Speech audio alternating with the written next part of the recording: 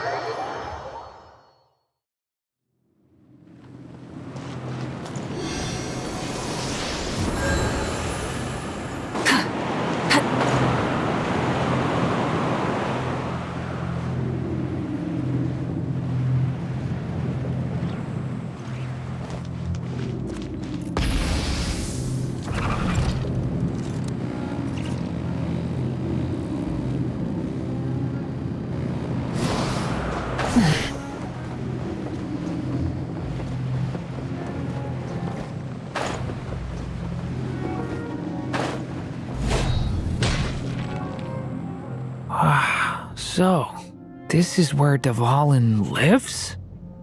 Yeah, right into the middle of a raging storm. If you're afraid of getting blown away, Paimon, you can always hang onto my sleeve. This isn't Paimon's first rodeo. Come on, let's get going.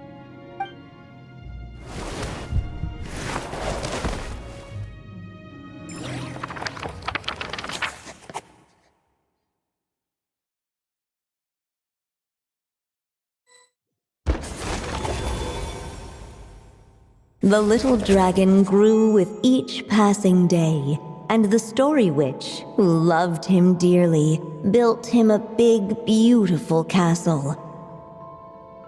Yet in the end, she herself succumbed to time's merciless march, setting forth on a journey to a place beyond even the stars. All of a sudden, the little dragon found himself alone. He tried leaving the castle to make some new friends. But already he had grown the claws and scales of an evil dragon, just as the prophecy had foretold.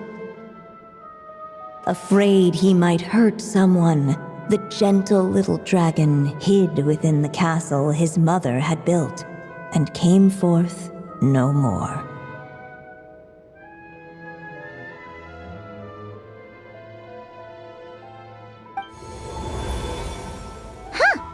We're back in the story world. And from the sounds of it, this chapter must be about Simulanka, right? Yeah, Like the fairy from the Forest of Blessings, the king of Constellation Metropole, that cat lady who turns into a box. Ah, yep. That will be Nilu, Navia, and Kirara. Oh, and there's Hat Guy, too. Only lately, whenever I see Hat Guy, I get this strange feeling. What kind of feeling? It's like there's something on his mind. He hasn't told me what it is, but I can sense it all the same. Well, he's always been kind of broody. I guess I should focus on fulfilling my mother's final wish for now, though.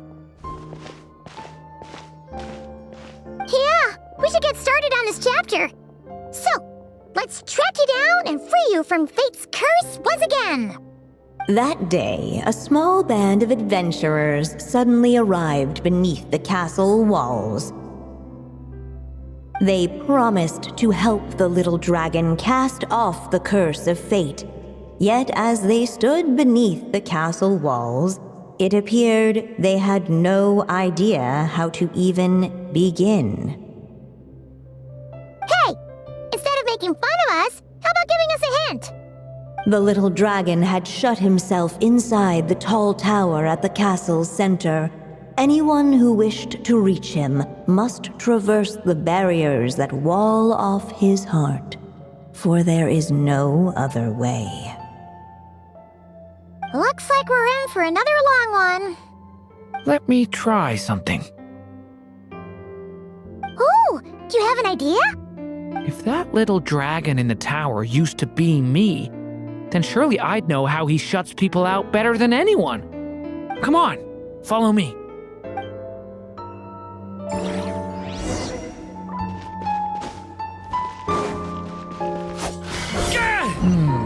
That telescope. I've seen magical tools like that before. It should come in handy.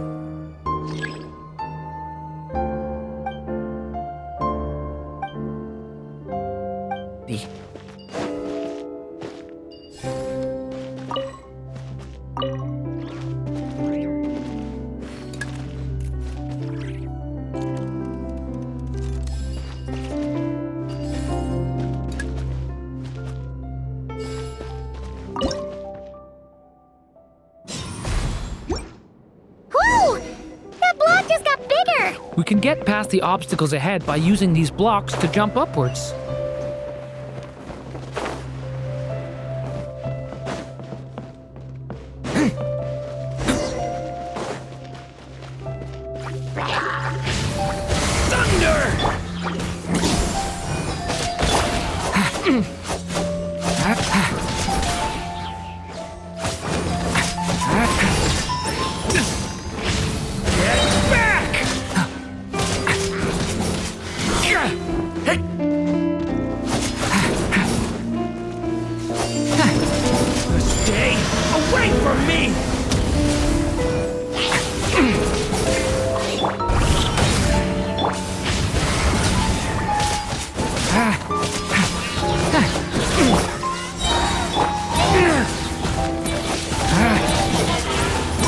The abyss is burning!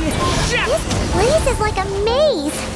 How are we supposed to get through? We'll just have to check each spot.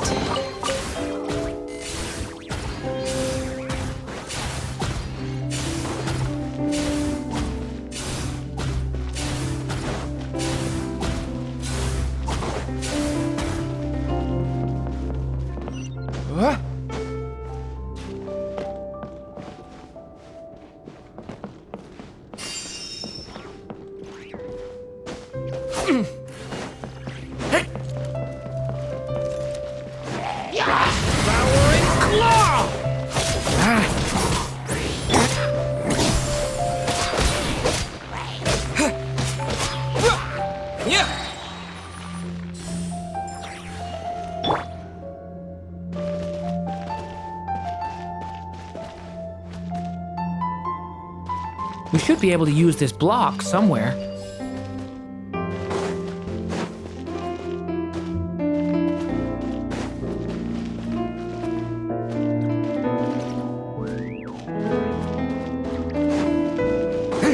Looks like this telescope is missing some blocks. Oh. Let's try the one we just picked up. Still not enough. Guess we'll have to keep searching.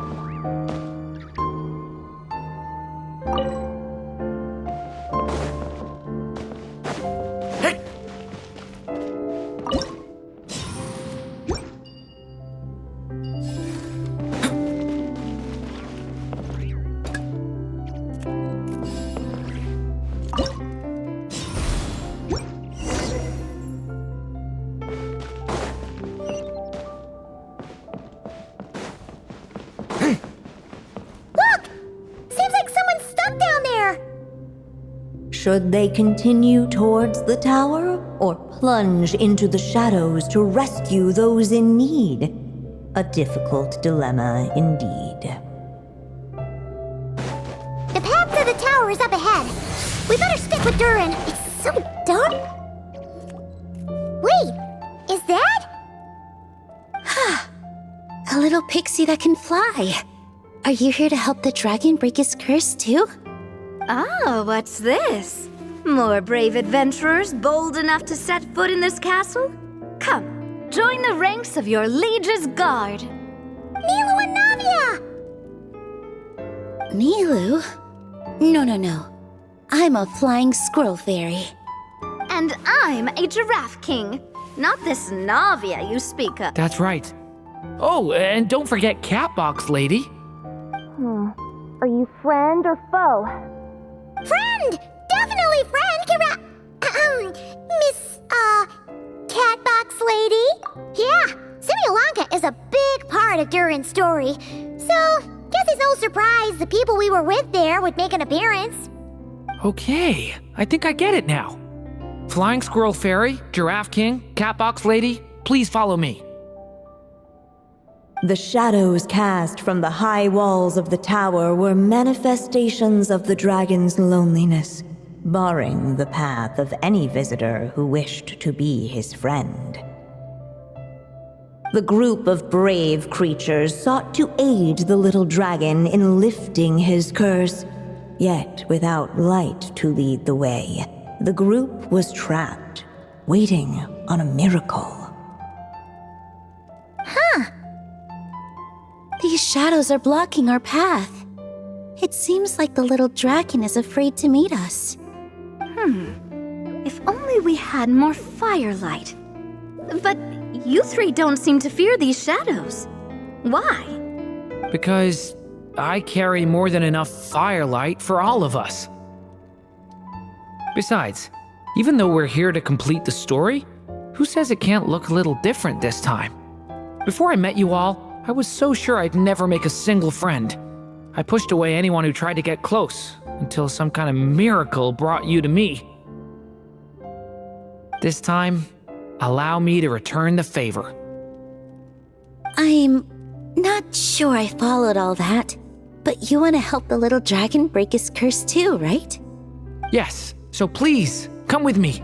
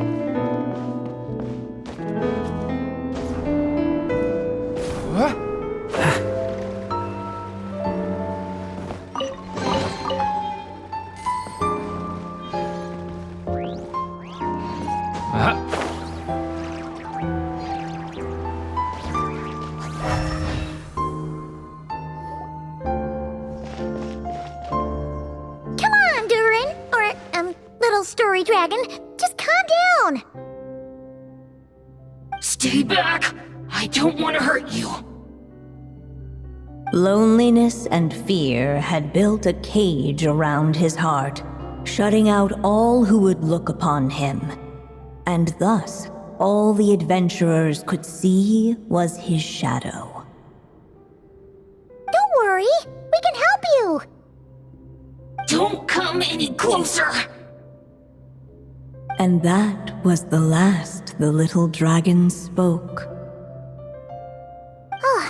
How are we supposed to persuade him if he won't even talk to us? If you can still hear me, please listen to what I have to say. Your claws and scales aren't some kind of inescapable curse, you know? You'll overcome it one day and make lots of new friends. I'm sure you think I'm lying. After all, no matter how many times you've tried to break it, nothing's ever worked. But this time is different. I brought your friends here to see you. Oh, what did you say? Hi, little dragon. I'm the Flying Squirrel Fairy, and I'm here to help you lift your curse. Will you talk to me? And I'm the Giraffe King. Don't be afraid, little one. We're not afraid of you. I'm just a cat in a box, but I'd very much like to be your friend too. These are my friends? Yeah, they're your friends in the future you've been trying to avoid. I can promise you that. They're reaching out, so you just have to ask yourself one question. Do you accept? After a long silence, heavy footsteps echoed from the tower's shadows, but still, the one who made them refused to step forward. Though the cage to his heart had been unlocked, the little dragon remained ashamed of his claws and scales. How can I face my friends like this? Don't worry, little dragon. We're gonna offer up our blessings and make a wish to the goddess of fate to release you from your curse. Yeah, just like last time. Make a wish? To the goddess of fate? At that moment, the merry witch made her entrance. Hello, little one. Don't be afraid. With the blessings of your friends, your wish shall be granted. Alice? Wait, you're the Merry Witch from the story? Correct. It is I, the Merry Witch, creator goddess of this realm. And it just so happens the goddess of fate is none other than my dear friend, the Story Witch. I'm here to make good on my promise to lend her my second strongest spell. With this spell, she'll have the power to create an entire world. So naturally, granting your wish won't be a problem. Provided, of course, you receive your friend's blessings. But before we proceed, I must check something on her behalf. Little dragon, do you accept this blessing? I want to be your friend. So if you're offering, then yes, I would love to have your blessings. Were it not for the adventurer's blessings, this tale might have ended long ago. Thanks to them, another ending was now possible. Yet in that moment, they did not know if this blessing was truly a gift or just another trial in disguise. What? You didn't say a word when we actually needed a clue, but now at a critical moment like this, you turn up and start playing mind games? Another trial. That actually sounds about right. Be it the fictional problems of Simulanka or unavoidable conflicts in the real world, if you think about it, that's what they've been all along. But if it wasn't for those trials, I never would have met any of you. So, despite all that, I'd still like to give my blessings. That's the spirit! Come on, Durin! Let's help you make your wish come true again! On behalf of both my past and present selves, thank you, my friends. Fortunately, a brave band of adventurers heard tell of the little dragon's story. Determined to lift his curse, they fought their way through countless trials. To help him, they offered up their blessings and made a wish to the goddess of fate. At last, their wish was granted. Shaking off his scales, the little dragon stepped out of the tower's gloom. But his time in the world beyond the castle would soon teach him this gift would bring blessings and trials of its own.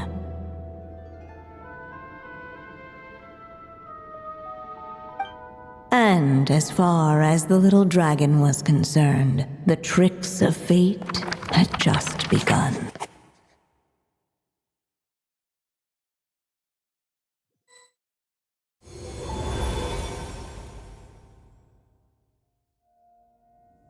So, Durin's wish came true just like it did before.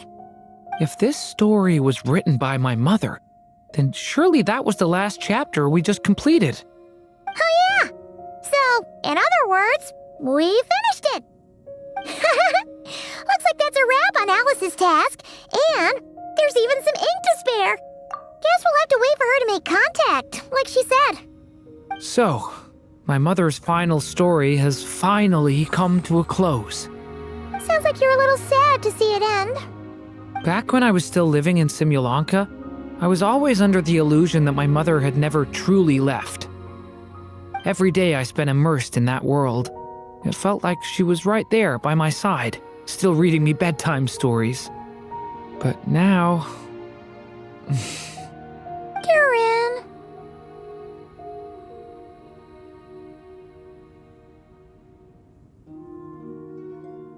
That's right! And you've got so many other friends waiting for you back in Mondstadt!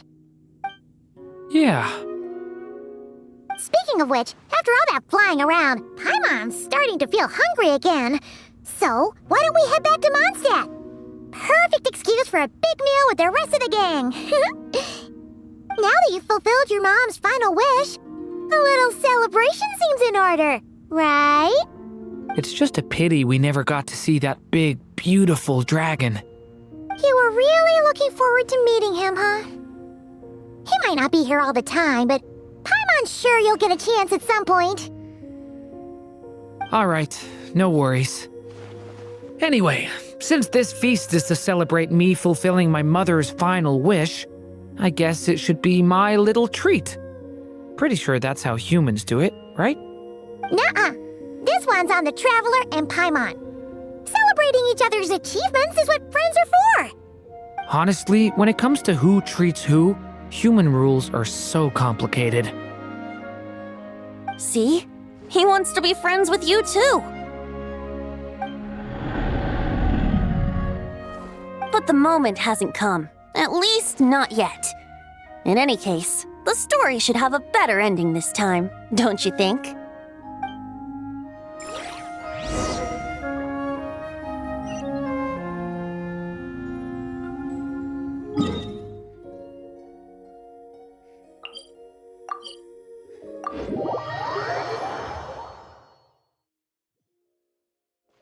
Try and stop me!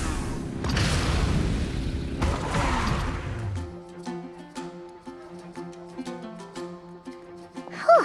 Feels like we were gone for ages. Hopefully, everyone's still here.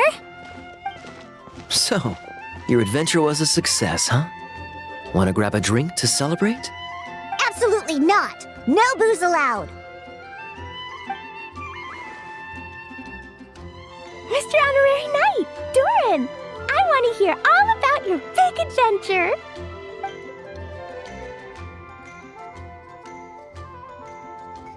We're gonna order a big meal for everybody first. We'll talk while we eat.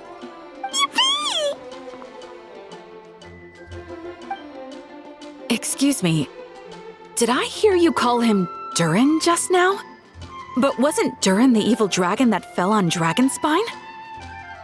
Come on, miss. This Durin isn't that evil dragon from Dragonspine. Albedo said... well, it was kinda confusing. But anyway, it's super cool. Oh, is this your first time meeting him, Marjorie? No wonder you're getting him confused. Still, even if you hadn't met him yet, shouldn't you have heard about him at the very least? At this point, pretty much the whole city has.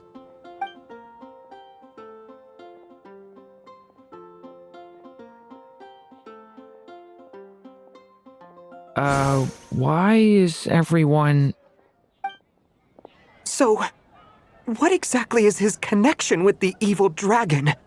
Wait, but those horns on his head. Surely he's not a...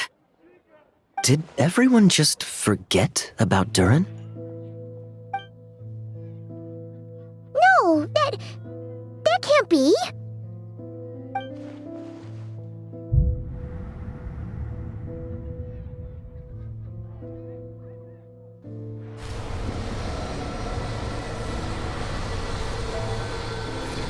The tricks of fate had just begun.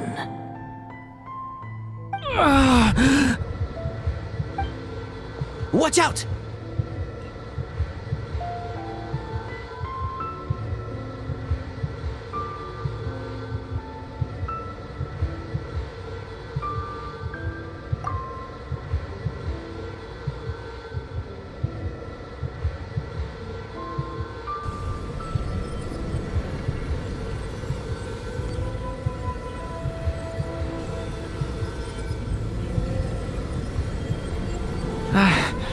No one got hurt. Did they? Durin! Durin!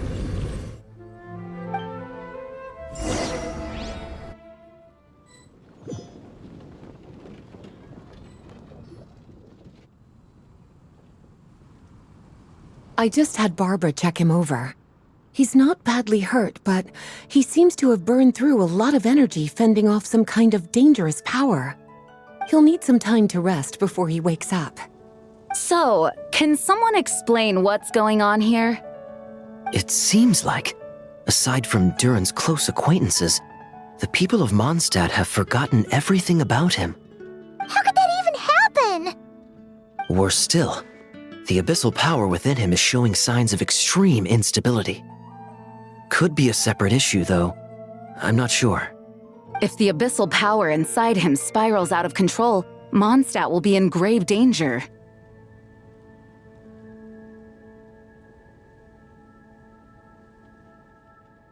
I completely agree.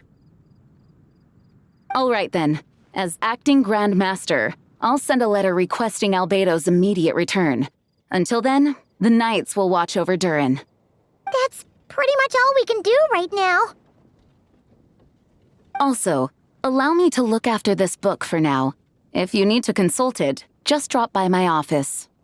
Do you think the book might have something to do with what's happening?